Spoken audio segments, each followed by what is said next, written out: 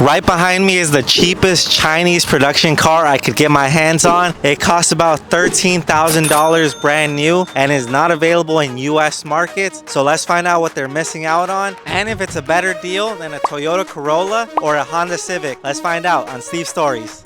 What is good, my beautiful people? It is 45 degrees outside, 113 degrees Fahrenheit. It is hot. It is the middle of summer, but I have something important to show you guys. Right behind me is the 2025 Geely Emgrand. Woo! And for $13,000 brand new, this can be all yours if you live in a different country, because it's not available in America, guys. So I'm bringing you the exclusive. This is Steve Stories. This is my channel. I'm here to bring you something unique or something you haven't seen before. So let's get it. All right, starting off with the car, we have the blue colorway. It comes in 6 different colors and in 2 different trims. There's the standard and the deluxe, but the only differences you get is slightly different interior or wheel packages, because as for the motor and transmission, it stays the same. This one specifically has the 1.5 liter inline 4-cylinder engine, which puts out 125 horsepower and 152 Newton meters of torque. Not fast, but it gets you from point A to point B, and this is an economy car, and this is what we need. Also along those lines, it gets you 40 miles to the gallon, roughly around 7 kilometers actually in the street per liter. So good deal. For the grille, you have the chrome with 16 vertical lines, which is what they're known for. You got some more chrome at the bottom, LED lights.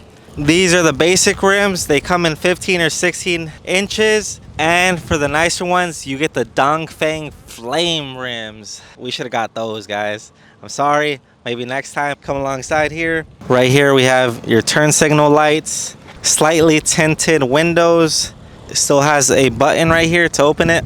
Let me show you guys the key. All right, right here we have the key. This is honestly a nice key fob. You got your unlock, lock, and to open the hood and trunk. Good stuff. This is the 4-door sedan. Check this out. We'll get into the interior in a moment, but let's keep going. Let's keep going. This is your fuel and gas cap. The car takes 91 unleaded, which is the default standard here in the Middle East. In the United States, that is the premium stuff. That is the good stuff. Here is the cheaper. This is the 50-liter tank, which takes you roughly around 500 miles per full tank of gas, and that is around 700 plus kilometers for a full tank of gas. That's good stuff. That's basically round trip to California and back. Now we're in the trunk. You get Geely across the back, the Emgrand emblem, some more chrome accents, and a plastic diffuser. Let's get this lifted up.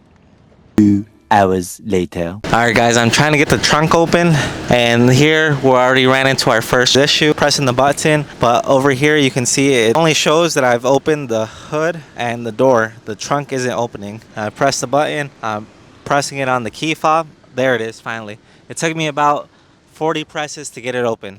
So let's keep going. There's your trunk space. It's a decent size. Underneath you have your spare tire kit, fire extinguisher, a warning sign to put on the side of the street so they don't hit your brand new Geely Emgrand. But let's get this closed up, guys. It's hot out here. Let's keep going. Let's go to the motor real fast. Whew, I almost burned myself. Give a like, guys. I'm over here burning myself just to bring you guys content. This is the 1.5 liter inline 4. Hey, it's not much, but it's working. Yeah, it's working real hard. Let's get this closed up. The comparables are a Toyota Corolla or a Honda Civic, and they all start at least 10 grand more. So let me know, which one would you take, this or get a Honda or a Toyota? Let me know. All right, we're officially inside the Geely Emgrand, and let's start off with this door. You have plastic all along the top side. Got some silver accents, and then you got some leather stitching. Wait a minute. It's plastic. All of the door is plastic minus this actual leather right here. Well, faux leather with gray stitching. Sits at a good height. No complaints. Like, you get what you pay for. Now we're onto the steering wheel. This is leather, but you can feel it feels kind of like thin. It's kind of hard to explain. It feels light, but not in a good way. You have your cruise control right here, your audio controls right here, and up top have a digital cluster right here, and then old school manual gauge clusters. Not bad. It says it goes up to 240, but we're honestly not gonna get that kind of performance. I don't know if you guys saw, but check this out. It is currently 45 degrees outside. Make sure to subscribe for being the only YouTuber to be out here grinding in 45-degree weather. So after that, we come along to the main display. It is 12.3 inches. You get your multimedia options. You can connect to Bluetooth. It does not come with Apple CarPlay or Android Auto. One cool thing, kind of cool thing, the way they're able to keep production value so cheap for these is they control most of the parts of the supply chain. So what that means is they produce their own parts, they assemble it at their own places, and they distribute it straight to vendors or customers. So on one side, they don't deal with dealerships. You can just go straight to the actual manufacturer. You can go straight to Geely and get it manufactured. You don't have to deal with dealerships overcharging. I remember I tried to get the quote for a C8 Z06 and the dealership was trying to charge me a 50K markup just to place an order on one. So no thanks. Let's try to get that model implemented in the US because I like that. As for the actual in-house production, they create their own OS, their own infotainment system, so that's why they're able to keep those prices so low. But at least you're able to connect to Bluetooth and you're able to have hands-free calling and the essentials, which is the most important. And worst case scenario, just prop up a stand right here. You're able to get your phone up there, get your Waze going. So honestly, not bad. You come down here, you have your AC vents, solid lines all the way across to the other vents. You have your AC controls right here. Let's get this thing all the way to max because it is hot outside. So coming down from here, you go to your left, you have an actual ignition button. Come on, 12,000 for a push to start? I remember push to starts being like, oh, you fancy. But now every car has a push to start, so it kind of takes away. Same thing with paddle shifters. This one doesn't have it. It has the 8-speed CVT transmission, and they also come in 6-speed manuals. But today we have the CVT 8-speed. So no paddle shifters. You're able to come down, switch it over to manual mode, and shift up and down here. But not as fun as a paddle shifters or an actual manual transmission. You got your electric handbrake and your auto on and off for engine start at a red light. I actually hate this feature. I don't even think it actually does any real benefit. It's just so annoying to deal with.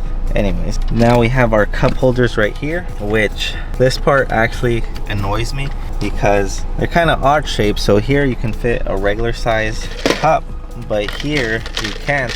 You have to lift this up. If you don't lift it up, it gets in the way. And if you have a long one, it won't be able to fit. That's only a little annoying feature. They could have designed this a bit better. They try to be edgy by having sharp lines, but I think it worked against them. Right here, we get some storage. Not bad. Got your leather armrest. If we go back up here, we have just one singular USB-B port. No USB charging, which is kind of a downside because 2025 and there's no USB-C, and most phones nowadays are USB-C charging, so they didn't fix that. I at least get 1-in-1. I think even if they up the charge just a few more dollars, I think it's worth it to have that feature. Besides that, you also have this plastic, which it just covers up more plastic. I don't really see the point in this. It's supposed to be like extra grip so things don't slip, but underneath it, it's the exact same pattern. Not really much of a point there. If we come up alongside, up top side, this is where we have to compromise for price. There is no mirror, but if you really need a mirror, got this one right here. So check yourself out, make sure you don't look too busted, and you keep going. Got the singular light, no moon or sunroof, which in this heat right now, we don't want any of that. If we make our way to the seats, you have some of this line work going through, kind of like waves. It goes down the middle, solid gray color. Honestly, not bad. I've been riding in it for about an hour today, and it's relatively comfortable. I'll give it that. I just checked the passenger side, and the passenger side does not have a mirror either. But that's basically it for the interior. Front side, let's go into the back seats. All right, I'm in the back seat. I'm 5'9", 175 centimeters tall, and I get some decent leg room. Okay, I can work with that. I can kind of stretch out, but don't have to compromise too much. The speaker systems in the car aren't the loudest, but they do get the job done. You're able to listen to your music at a good volume. This is more of the plastic I was talking about. At least they try to make it look like a design instead of just leaving it all black. It adds some contrast, which I do like. On the floor you have your suede mats with diamond stitching, so good stuff right there. When you come to the middle, you have your AC vents and a slot to put your phone so it doesn't slide out.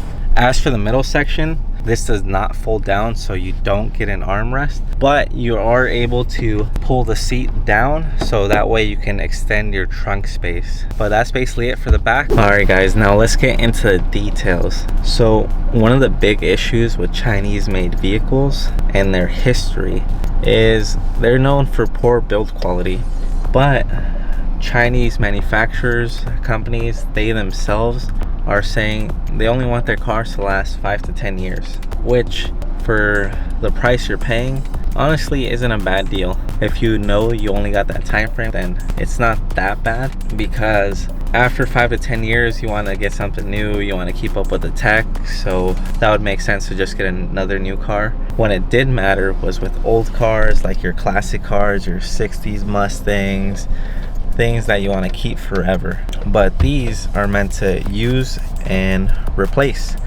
so that's why they have that in mind. You're able to get your solid 5 to 10 years. And some of the issues you might deal with is after 3 years they're known to get a little rusty underneath. They're also known to have transmission issues. That CVT after 30 to 50,000 miles is known to have issues, so you might need to replace it. Next up is, because most of this is plastic, once you do get above 100 kilometers per hour, 60 miles per hour, you're gonna hear a lot of cabin noise. And like I was saying, since they build a lot of stuff in-house, this infotainment system will be laggy. Once you get into certain parts, it may start lagging. Obviously it's not going to be as good as Apple CarPlay or Android Auto, but like I said, it gets the job done. If you do have a hybrid or electric vehicle, you might start to have battery issues after a certain point, but that's for a different car, not this one. And lastly, because these are so cheap to reproduce and they're meant to replace often, the used car market sucks. And I was checking right now, and the cheapest and oldest one was about 40,000 QR, which is around $13,000. And the oldest you could get was a 2023 on the used car market. The Geely Emgrand has been around since 2009. So all those other years, they don't even have those here. So we're starting with 2023. You can only get it 2 years back. And I'm sure after a while, they're gonna keep maintaining that trend. The good thing that we did see with the 2025 is it did get the facelift. And this is the latest and greatest that they have. So it'll probably be another few years before it sees another facelift or upgrade that's significant. Geely's parent company started in 1986 as a refrigerator company. Now they're a multi-billion-dollar car company, which is pretty crazy to think about. From 1986, it wasn't until 2002 when they started mass producing cars, and in 2005 they went public, which means that their stock was available to buy and they were off to the races. Since then, they've sold over 3 million Geely Emgrands. 3 million of these around the world, and I'm sure the number's growing by the day. All right guys, lastly is the driving experience. We're on the road. It's a little windy today. Inside the cabin, we're not hearing any of the wind so far. The motor sound, not bad, not bad. Yeah, it goes over 6,000 RPM, surprisingly. One of the big complaints about driving this is people say the transmission can feel a little bit jerky. Brake test. I did notice also, I don't know if the camera was able to capture it, but the brakes are a bit squeaky. This car only has 28,000 kilometers on it. So for how they were sounding, I felt like they should be sounding a bit better. Yeah, they shouldn't be sounding at all, to be honest. The steering does feel a little light, and it's responsive, but lightly, like it's not agile, but it's not the worst thing I've seen. And as I was saying, you could get a comparably nicer Honda Civic Sport or Toyota Corolla. Those come in different base forms, and on the used market they're in the low 20,000s, and if you get a brand new one they're in the low 30K range, which is 2x the price of this. So for that same price you can get two of these cars. You can get one for during the week and one for the weekend. The interior does feel a bit boring, but for what it is, like I said, it has working AC, you have Bluetooth, and you have fuel economy. This thing will last you a long time before you have to go fill up again. So it's perfect for a daily, for your commute, if you're going to work, the office. Using this every day would be no issue, and you still get to save money, go pay your rent, all that good stuff. I would say this is a perfect car for a beginner driver, someone new.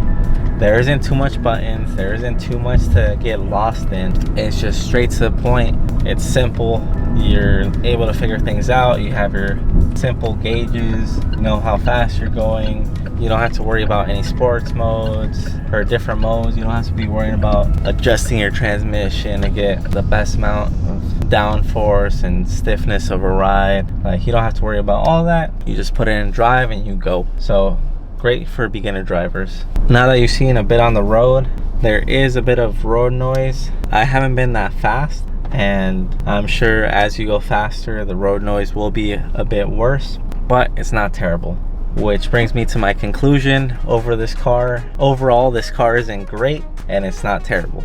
You're definitely getting a beginner driver car, and you're getting a great deal, and you get some perks. It's not completely boring, and you have sports mode. Let me know what you guys think. Put it in the comment section. This has been China's cheapest production car, the Geely Emgrand 2025 with the facelift. What do you guys think?